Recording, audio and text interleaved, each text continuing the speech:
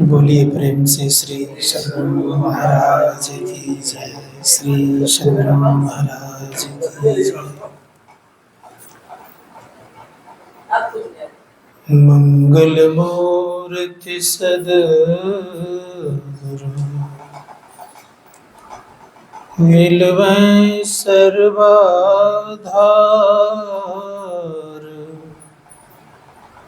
मंगलमय मंगल करन बिनवो बारंबार। धन्य धन्य सद्गुरु सुखदा महिमा कही न जान। जो कछु कहूँ तुम्हारी कृपा, मोते कछु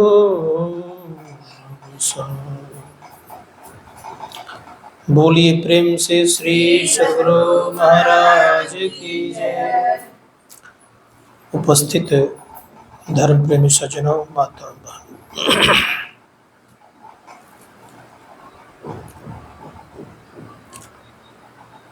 मनुष्य के अंदर में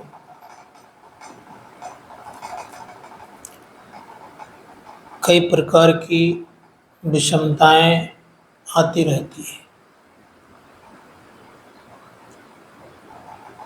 कभी उसके जीवन में सुख भी आता है, कभी दुख भी आता है। दोनों परिस्थिति में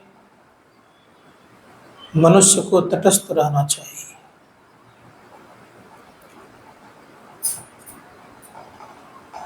लेकिन ऐसा हो नहीं पाता है। जब सुख आता है तो हमें जीवन में बड़ी खुशियां आती है, जब दुख आता है तो बहुत कष्ट महसूस करते हैं।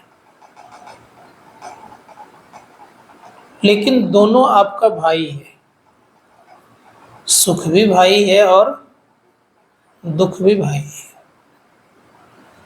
सुख को बड़ा भाई कहा और दुख को छोटा भाई कहा। ऋषिगण कहते हैं कि अगर दुख आ जाए तो उस परिस्थिति में अपने आप को संभाल करके ईश्वर का ध्यान करना चाहिए। और कोई भी समस्या आती है रहने के लिए नहीं आती है, सदैव याद रखिए। आती जरूर है लेकिन रहती नहीं है। तो उस स्थिति में अपने आप को तटस्थ रखना चाहिए, भगवान पर भरोसा और विश्वास करना चाहिए, अपने पुरुषार्थ को सदैव मजबूत बनाना चाहिए, पुरुषार्थ में कमी नहीं करना चाहिए। तो जो इस तरह से करते हैं उनका जीवन बड़ा सुखद और सरल हो जाता है। तो संत महात्मा गण कहते हैं कि जीवन में क्या क्या करना चाहिए। तो पाठ के दरमियान में सुने कि नाना प्रकार की बातें कही गई, जिनमें से एक बात सुने होंगे, नाथ एक वर मांगो। एक ही वर मांग रहे हैं। और एक वर कैसा होना चाहिए? वर कहते वरदान को। कैसा वरदान होना चाहिए? तो जब हम किन्हीं की सेवा करते हैं ना, तो बड़े महापुरुषों को जब सेवा करते हैं तो महापुरुष हमें कुछ न कुछ देते हैं। तो भगवान की सेवा जब करेंगे अर्थात भक्ति करेंगे तो क्या देंगे हमें? हमें भी कुछ न कुछ वो देंगे ही। इसीलिए भगवान से एक ही वरदान मांगना चाहिए, भक्ति का। भक्ति का वरदान जिन जिन लोगों को प्राप्त हुआ आज वे संसार में अमर हैं, अमरता को प्राप्त किए हुए हैं। लेकिन भक्ति है क्या?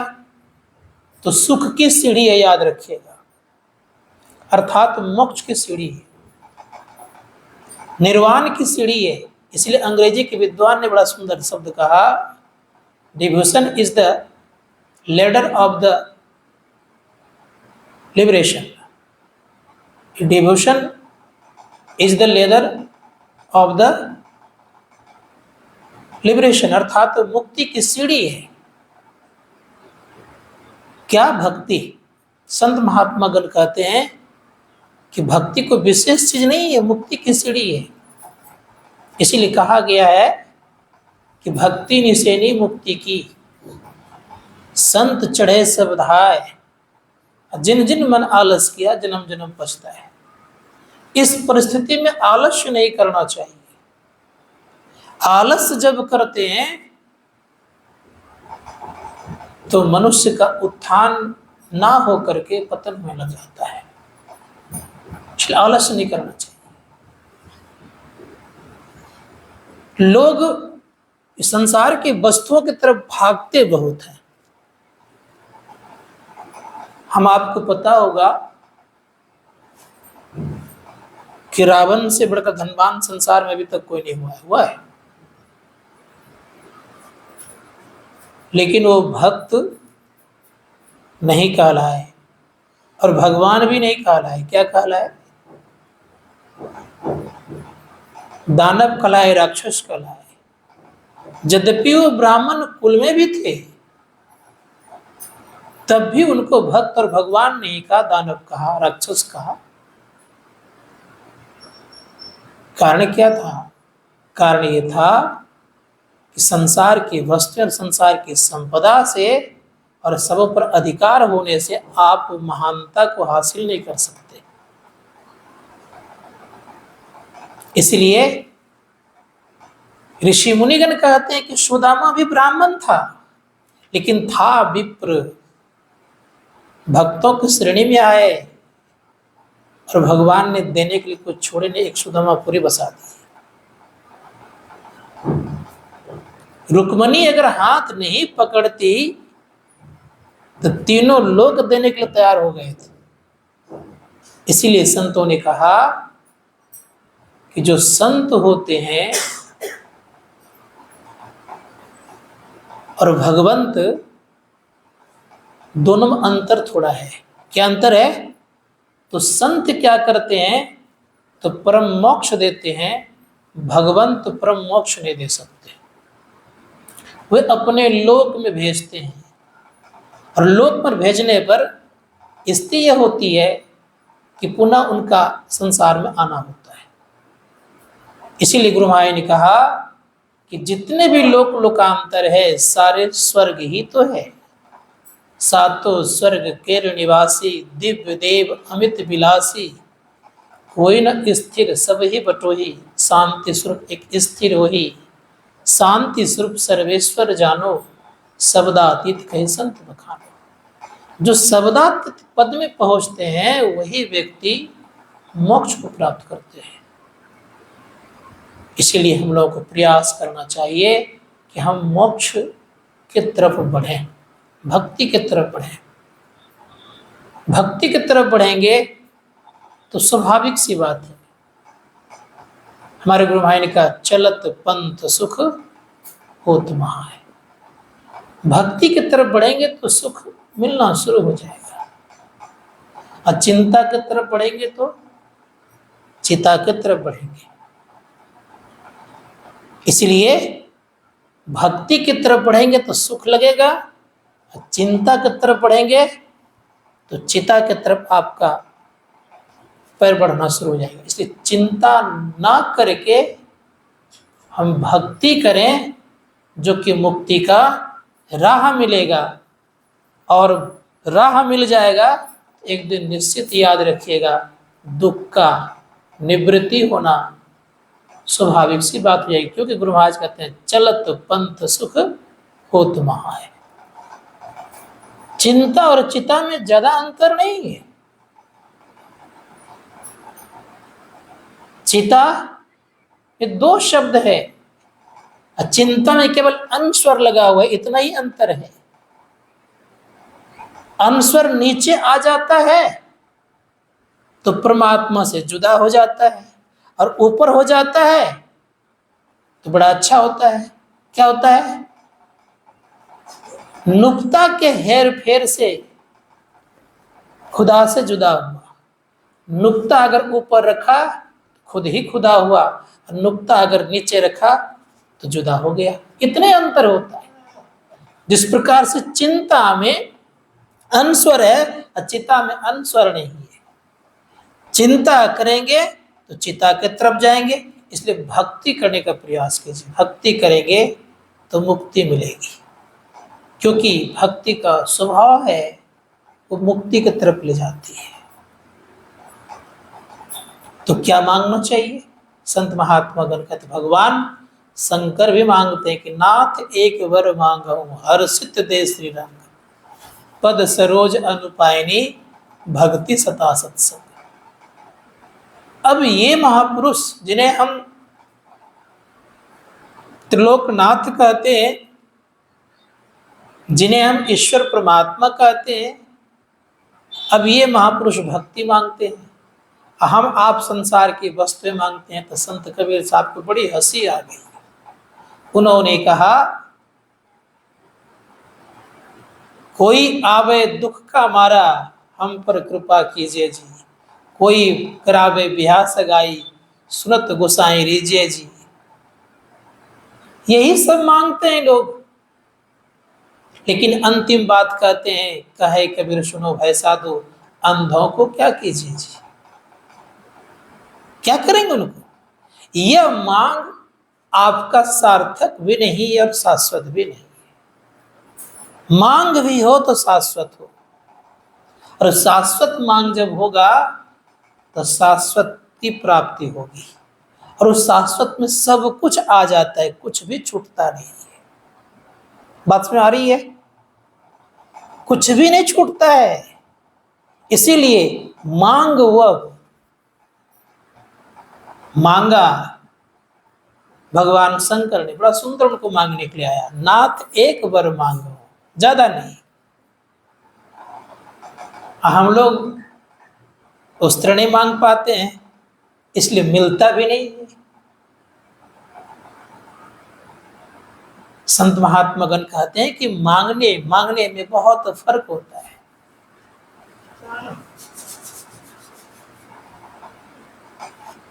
इसलिए प्रयास कीजिए कि हम वैसा मांग करें कि फिर दोबारा मांगने की जरूरत ना पड़े।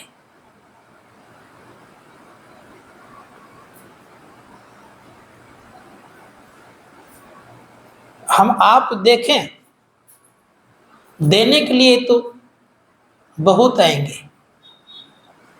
क्योंकि पंथ ही ऐसा है, रास्ता ही परमात्मा का ऐसा है कि अगर मन से लगा करके चलेंगे तो जंगलों में बैठे रहेंगे तो वहां भी आपको मोटी धोती और मोटी रोटी मिल जाएगी। नहीं कोई परिचय आपका है तब भी मिल जाएगी, लेकिन करना क्या पड़ेगा?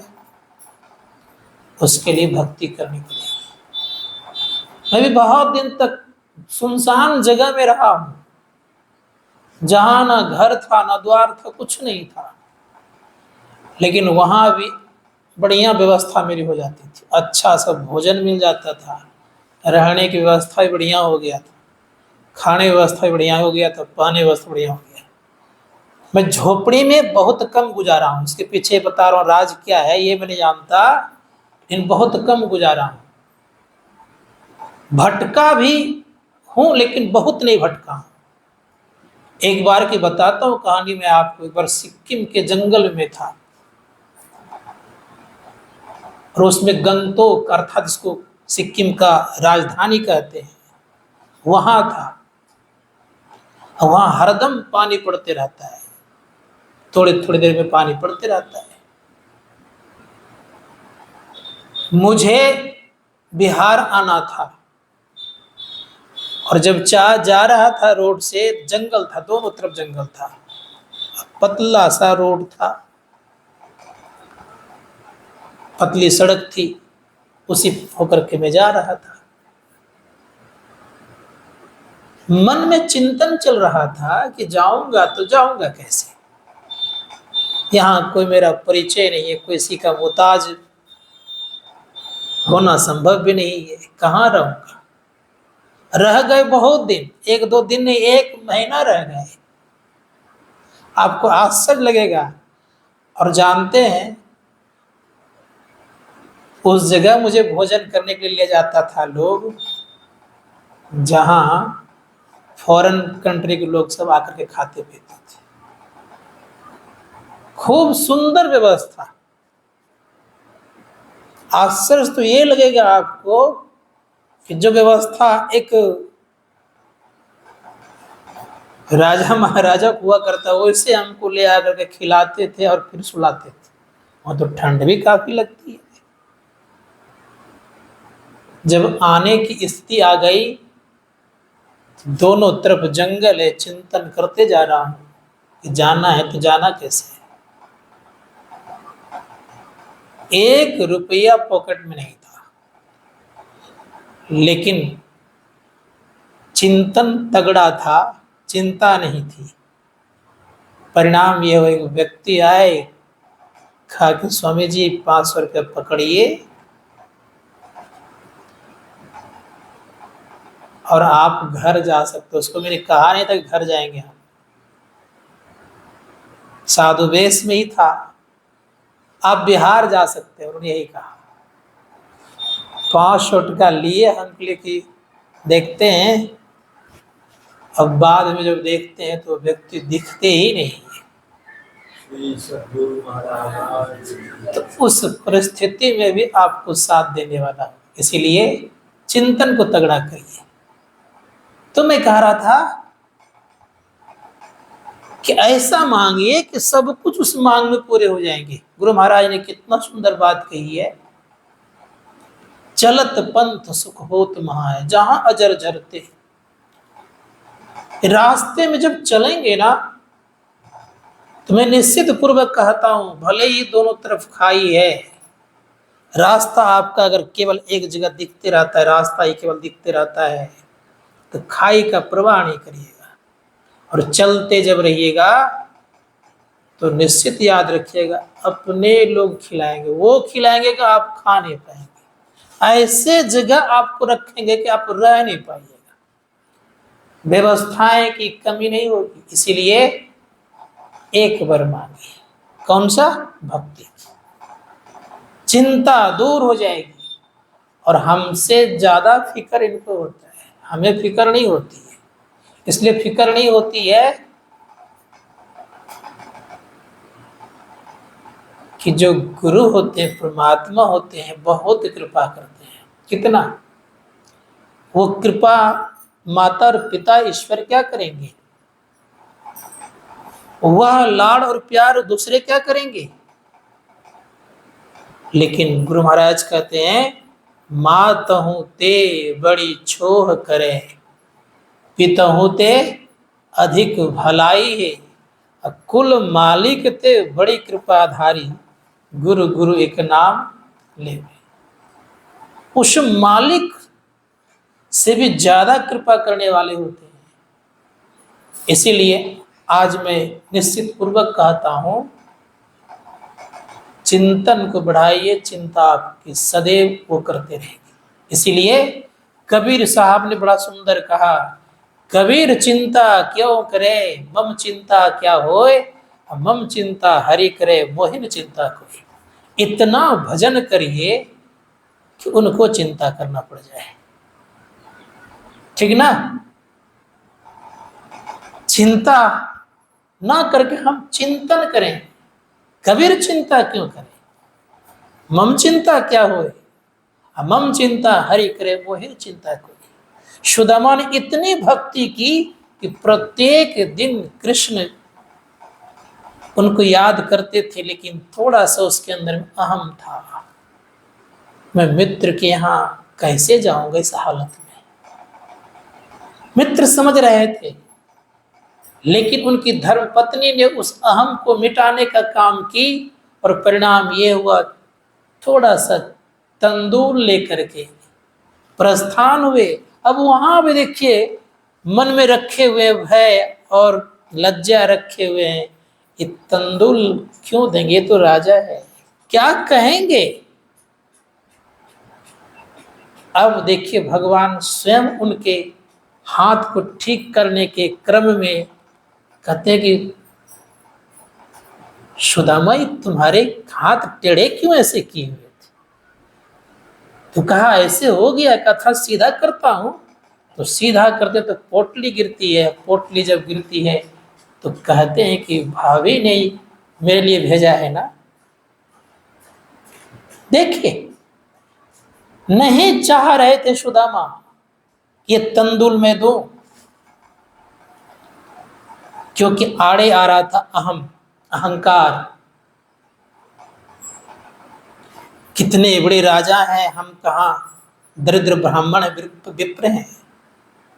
लेकिन भगवान ने हाथ सीधा करने कर में पोट ले लिए और खोल कर बड़े चाव से थोड़ा सा ही मुंह में दिए, एक लोग को दे दिए, दूसरे भी दे दिए, तीसरे जब देने लगे तो लक्ष्मी माँ अर्थात रुक्मणी हाथ पकड़ लेती है।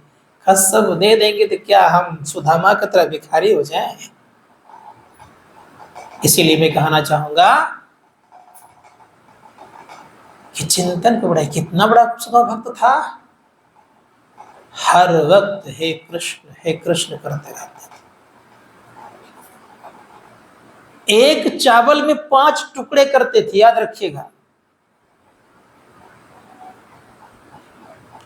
एक चावल भगवान के लिए भोग, एक चावल में एक टुकड़ा भगवान को भोग लगाते थे और 3 इधर रख देते थे, एक अपना लेकर के पानी पी के रहते थे। सोचिए क्या उसमें का चावल 2-4 पीस फिट का था, यही चावल था, बड़ा नहीं था। लेकिन बिना भोग लगाए कभी रहते नहीं थे। इसीलिए जो प्रभु को समर्पित करके भोजन करते हैं उनके खून खराब नहीं होते हैं। उनमें भोजन की जो स्थिति आती है कि अधिक खाएंगे तो हमें ये परेशानी होगी, ये परेशानी, ये नहीं होगा। प्रसाद बना के खाइएगा तो स्वस्थ रहिएगा, अब भोजन बना के खाइएगा तो हो सकता है वो स्वस्थ हो सकते हैं, इसमें कोई बड़ी बात नहीं है। इसलिए प्रसाद बना के खाइए, समर्पण करके खाइए। इसीलिए सुने आपने कि प्रभु का प्रसाद कुछ भी हो उनको भोग लगा करके, वस्त्र को भी चढ़ा करके, अर्पण करके, तोभ्यम वस्तु गोविंदम समर्पये, सब कुछ समर्पण। क्योंकि रोज गाते हैं हम लोग, सब कुछ समर्पण कर गुरु की सेव करनी चाहिए, गाते हैं।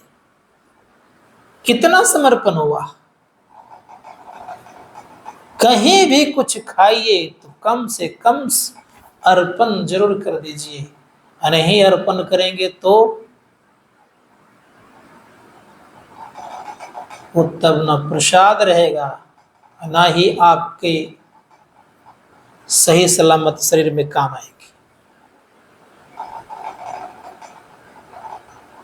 रुक्मणी को प्यास लगी थी, केवल गुरुजी को लेकर के जा रहे थे रथ पर, प्यास लगी, भगवान श्री कृष्ण ने पानी का प्रबंध किया, रुक्मणी के हाथ में दिए। अब बिना पूछे, किनको, गुरुजी को बिना पूछे पीने लग गई। दुर्वासा ऋषि देख लिए और उनका परिणाम ये हुआ कि 12 वर्षों तक पानी, 12 कोसों तक पानी उस इलाका में नहीं मिलता है आज भी। तो मैं कहना यह चाह रहा था कि समर्पण, जब समर्पण की भावना आएगी तो जनक जी के तरह विदेह स्थिति में रह सकते हैं। जनक जी ने जब समर्पण कर दिया, कैसा समर्पण उन्होंने किया। अष्टावक्र मुनि पूछते कि तुम्हारे प्रश्नों का उत्तर दूंगा तो तुम क्या दोगे। अष्टावक्र मुनि कहते तन मन धन तीनों समर्पण। जैसे कहा तीनों समर्पण, कहा राजा ठीक से बोलो, सोच करके बोलो। कहा जनक जो बोलता है वही करता है। कहा फिर एक बार संभल जाओ, मौका दे रहा हूं संभलने का। जनक कहते कि मैंने जो कहा सो कहा, दिया। लेकिन तन और मन, धन, 3 बात कही है। धन तो दे सकते हैं लोग, तन भी दे सकते हैं लोग, लेकिन मन देने में बड़ी परेशानी होगी, क्योंकि मन आपने जीता नहीं है। मन आपका सोचने लग जाएगा। अष्टावक्र मुनि के सामने खड़े हैं, खजाना तो समर्पण कर दिए, तन भी सामने में खड़े हैं, लेकिन मन से चिंतन राज्य का कर रहे थे। जैसे राज्य का चिंतन मन से कर रहे थे, अष्टावक्र मुनि कहते हैं कि राजन, तुमने कहा मन भी दे दिया हूं, तो तुम्हें चिंता करने के लिए किसने कहा? जैसे मन को रोका, अष्टावक्र के सामने दृष्टि टिकी, अंदर अंतःकरण में प्रवेश कर गए और उनका जय जयकार हो गया, समाधि लग गई। तो जब तक मन अस्थिर नहीं करेंगे, मन से आप संकल्प विकल्प नहीं छोड़ेंगे, तब तक संभव नहीं है। इसलिए प्रयास कीजिए कि हम मन को समर्पण करें। तन और धन तो समर्पण कर सकते हैं, लेकिन मन समर्पण जिस दिन हो जाएगा, उसी दिन सब कुछ हो जाएगा। हम आप लोग अच्छी तरह से जानते हैं, मां काली का भक्त, वह भक्त जिनको अपने हाथों से खिलाया करते थे, और काली मां को अपने हाथ से खिलाते थे, भोग लगाते थे, और स्वयं मां आकर के खाती थी। साधारण कोई भक्त नहीं। और अभी ऐसा कोई भक्त दिख जाए तो पूरा धन्यवाद उसके तरफ हो जाएंगे। लेकिन तोतापुर ने कहा कि मुझसे तुम दीक्षा ले लो। कहा नहीं, मैं नहीं ले सकता, बिना मां से पूछे कोई काम करता नहीं हूं मैं। तोतापुरी भी कहता, जा एक बार पूछ के आ जा। जब गए पूछने के लिए तो मां काली कहती है कि तुम्हारे लिए ही मैं उनको बुलाया हूं। कहा मां, तुम्हारा साक्षात दर्शन करता हूं, फिर भी हमको आवश्यकता दीक्षा लेने की है। कहा हाँ बस, दीक्षा लेने की इसलिए आवश्यकता है कि जिस रूप को तुम देख रहे हो, यही रूप मैं नहीं हूं। मैं परम प्रचंडनी शक्ति हूं मैं, और वह रूप इस आंख से दिखाई नहीं जाती, इसलिए उनसे दीक्षा लो। अब एक विशेष बात देखिए, क्या है इस जगह समझने की बात है। दीक्षा तो ले लिए, भजन ध्यान भी करते थे, लेकिन मां काली बार बार आ जाया करती थी। तोतापुरी कहते, पुस्तक में लिखा हुआ है, तोतापुरी कहते हैं कि मां काली का खंड कर दो, काट दो। अब सोचिए, जो साक्षात दर्शन देता हो उनको क्या करें? काट दो। का मैं कैसे काटूंगा? का जिस मन में आता है ना, उसी मन का तलवार बना के काट दो। बहुत बार कहा, लेकिन रामकृष्ण परमहंस जी महाराज सक्षम नहीं हो पाए। अब देखा कि वहीं पड़ा हुआ है, नहीं रहा गया तोतापुरी को। रास्ते पड़ा हुआ एक कांच का टुकड़ा था, देखा, ध्यान लगाया है, और मां काली आ गई। जैसे आ गई, शीशे के कांच को उठाया हुआ था ही, दोनों आंखों के बीच में कस के भोंक दिया, दृष्टि जम गई, वृत्ति ऊपर उठ गई, 3 दिन के समाधि लग गई। इतने बड़े भक्त की ये हालत, वहीं के वहीं पड़े रहते थे। संत महात्मा गण कहते जब तक दृष्टि जमेगी नहीं तब तक हम अंदर प्रवेश नहीं कर सकते। इसीलिए दृष्टि को जमाइए, और दृष्टि जमाने के लिए गुरु कृपा तो चाहिए ही, लेकिन करना पड़ेगा आपको, कोई कर नहीं देंगे। इसलिए करने का प्रयास करिए, और जब ऐसी स्थिति आ जाएगी तो निश्चित याद रखिएगा भटकना नहीं पड़ेगा, क्योंकि संत महात्मा गण कहते दृष्टि जमने में ध्वनि सतत सुनाई पड़ती है हरदम। इसीलिए सहजोबाई कहती है भया जी हरि रस पी मत तुम्हारा, 8 पहर झूमत बीते डारी दियो सब भारा, अब पिबन लगे सुधा रस जभी दुर्जन पड़े बिडारा, चित स्थिर चंचल मन थाका पांचों का बलहारा, अचरण दास कृपा सुसहजो भरम कर्म भयो छारा, भयाजी हरिरस पी मत तुम्हारा। भरम और कर्म दोनों क्या हो जाएगा, छार हो जाएगा, समाप्त हो जाएगा, नाश हो जाएगा। अब कर्म और भ्रम दोनों कैसे छार होगा, इस जगह संशय है। संत महात्मा गण कहते हैं इसको जानिए। जब हम सार शब्द को सुनते हैं तो कर्म और भ्रम दोनों समाप्त रहता है। इसीलिए संतों ने कहा कि भ्रम कर्म भयो छारा, दोनों छार में समाप्त हो जाएंगे। तो कोशिश करना होगा, हम लोगों को ध्यान करना पड़ेगा। और हम लोग साधना करते हैं, साधना करने के क्रम में हमें मन को लगाना है, लगाना है। मन लगते लगते लग जाएगा, दुख एक दिन भाग जाएंगे हमारे। इसलिए लगा करके रखिए, क्या लगाना है ये भी जान लीजिए।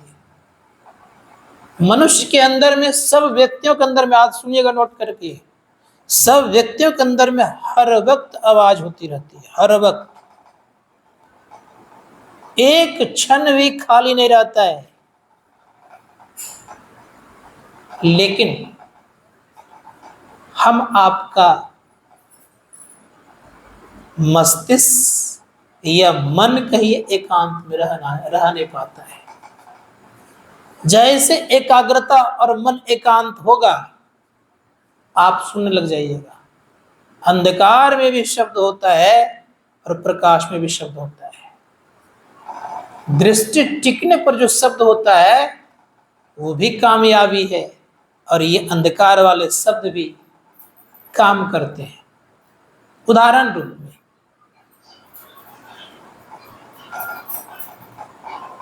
किसी व्यक्ति को एक पत्थर मिल गया हो और वह वृक्ष फलदार है, आंख नहीं है बेचारे को, ढेला लगाया, संजोग लगा, फल गिर गया, उनको प्राप्त हो गया।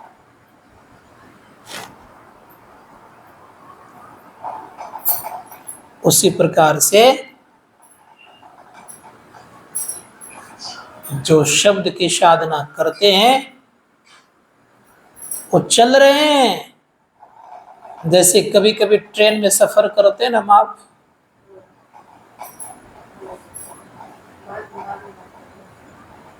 पूरे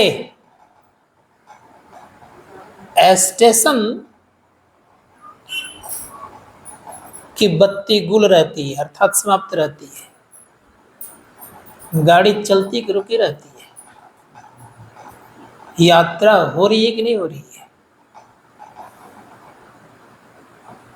उसी प्रकार से याद रखिएगा, आप अपने स्टेशन पर बैठे रहिए, मन रूपी गाड़ी चलती रहेगी और उस पर आप आराम से मन को बैठाए रखिए, कभी न कभी वो रास्ता मिलेगा और आपका बेड़ा पार हो जाएगा, गंतव्य मिल जाएगा आपको। गंतव्य क्या हम लोगों का? हम लोगों का मुख्य गंतव्य है सार शब्द की प्राप्ति। ये गंतव्य पूरे हो गए, निशब्दम परमम पदम में अपने चले जाएंगे। क्योंकि शब्द का 3 गुण होता है, याद रखिएगा। क्या क्या? शब्द का 3 गुण क्या होता है? शब्द अपने केंद्र में खींचता है। दूसरा, शब्द अपने गुण से गुणान्वित करता है, और जैसा शब्द होता है वैसा ही बना देता है। बात समझ आई? 3 तरह की बातें होती है शब्द में। तो कैसा शब्द अंदर में है? परमात्मा का शब्द है, तो कैसा बनेंगे हम? उसी तरह बन जाएंगे। कहाँ लेके जाएगा? जहां से आता है वहां। कहां से आता है? तो निशब्द से। इसीलिए शब्द में आकर्षण होता है। तीसरा गुण है ये आकर्षण। आकर्षण हुआ, अपने केंद्र की तरफ ले चला, जैसा शब्द था वैसा बना दिया। 3 गुण शब्द का होता है। इसलिए संत महात्मा गण कहते हैं कि शब्द की साधना से ही मन वश होता है, दूसरा कोई भी उपाय नहीं है। भगवान शंकराचार्य ने कहा 1.25 लाख प्रकार का मंत्र है, लेकिन उसमें नादानुसंधान सर्वश्रेष्ठ है और सुलभ है। इसलिए हे नादानुसंधान, तुझे बारंबार नमस्कार है। तो ये ख्याल रखना चाहिए हम लोगों को जीवन में कि हमें कुछ प्राप्त करना है तो साधना करनी पड़ेगी, और साधना के लिए यही नाद और बिंदु की आवश्यकता है। बिंदु में तह नाद बोले, रैन दिवस सुहावनम। नीचे पंक्ति बड़ा सुंदर है। दास पलटू कहे, जो ऐसे रहे सो विष्णु स्वरूपम। जो नाद को सुनते रहता है विष्णु के स्वरूप हो जाता है। इसलिए संत महात्मा गण कहते हैं कि नाद को सुनना चाहिए। गोरखनाथ जी महाराज कहते हैं, जाके घट नाद बिंद जरे, ताका चरण वंदन महेश करे। उनकी वंदना भगवान शिव को करनी पड़ती है। इसीलिए शिव भक्तों से आग्रह है कि बिंदुनाद महालिंगम शिव शक्ति निकेतनम देहंग शिवालयं प्रोक्तम सिद्धम सर्वदेही नाम। बिंदुनाद की जो उपासना करेंगे वो एक न एक दिन सर्वश्रेष्ठ सिद्धि को प्राप्त करके सारे दुखों का अंत करेंगे, और इसको वो जीते जी शिवालय बना देंगे। इसकी उपासना करने का प्रयास और प्रयत्न करना चाहिए। पुनः कहा गया बिंदुनाद महालिंगम विष्णु लक्ष्मी निकेतनम देहंग विष्मालयम प्रोक्तम सिद्धम सर्वदेही नाम।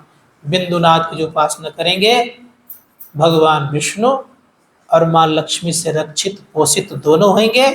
और जिनको लक्ष्मी और विष्णु मिल जाएंगे तो न उनको धन की कमी रहेगी, न संसार की वस्तुओं की कमी रहेगी, क्योंकि जहाँ लक्ष्मी आती वहाँ धन रहते ही है, और जहाँ विष्णु है वहाँ लक्ष्मी को रहना स्वाभाविक सी बात हो जाती है।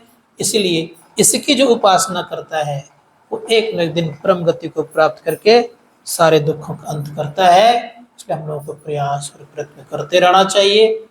जीवन सार्थक हो जाएगा, तब आप कह सकते हैं, क्या कहेंगे? तब आपके लिए सब जगह क्या होगा? मुक्ति ही मुक्ति है। जस काशी तस मगहर उषा हृदय नाम जो होवे। जैसा काशी है वैसा मगहर है, सब जगह एक ही तरह का है। इसलिए हम लोग को ध्यान पर बल देना चाहिए। संत महात्मा गण कहते हैं, और यही मुख्य रूप से लेके चलना चाहिए। संसार में तो बहुत बार आए, आज से थोड़ा आ रहे हैं, इतने बार आए संसार में। भगवान बुद्ध कहते हैं कि सारी हड्डियों को इकट्ठा कर दिया जाए तो हिमालय पहाड़ छोटे पड़ जाए, सारे आंसुओं को इकट्ठा कर दिया जाए तो हिंद महासागर छोटे पड़ जाए। इतने रोए हैं, इतने हम लोगों की हड्डियां इकट्ठी करने वाले तो कोई हुए नहीं, इतने बार शरीर छोड़े हैं। इसलिए इन सारी चिंताओं को छोड़ करके भजन ध्यान करेंगे तो प्रभु अपने आप कृपा करेंगे। क्योंकि स्वामी राम तीर्थ ने कहा, जो अपने को खोजता है वह व्यक्ति सबसे श्रेष्ठ आगे तो निकलता ही है, और उनकी व्यवस्था संसार में हो या ना हो, लेकिन परमात्मा खुद करना पड़ता है। इसलिए इतना ख्याल रखिएगा कि परमात्मा खुद व्यवस्था आप करेंगे। कब? जब उन पर आप समर्पित होंगे तब। जब तक स्वामी राम तीर्थ परमहंस जी महाराज की धर्मपत्नी के हाथ में अंगूठी थी सोने की, तब तक उनको कोई खाने के लिए नहीं पूछा। कई दिन हो गए, कोई नहीं पूछ रहे हैं, चलते जा रहे हैं हिमालय की तरफ।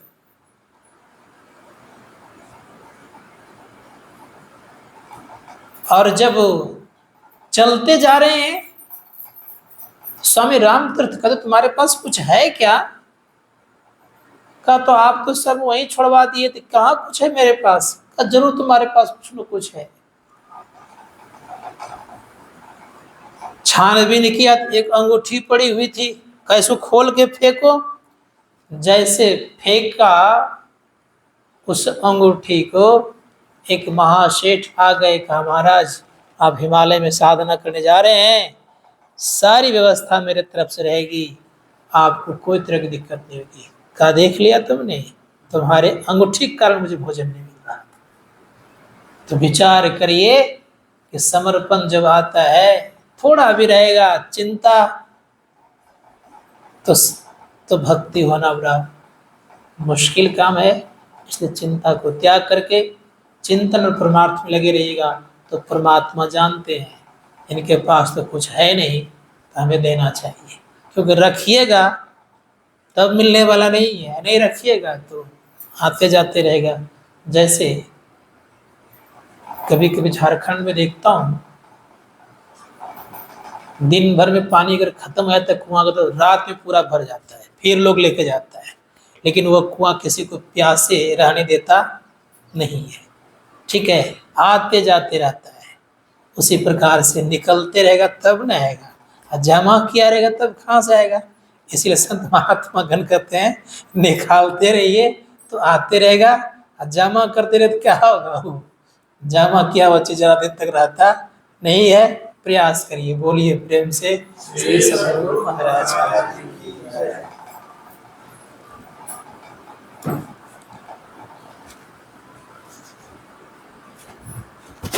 उसको पहले बंद कर दिया, उसको पहले बंद कर दिया।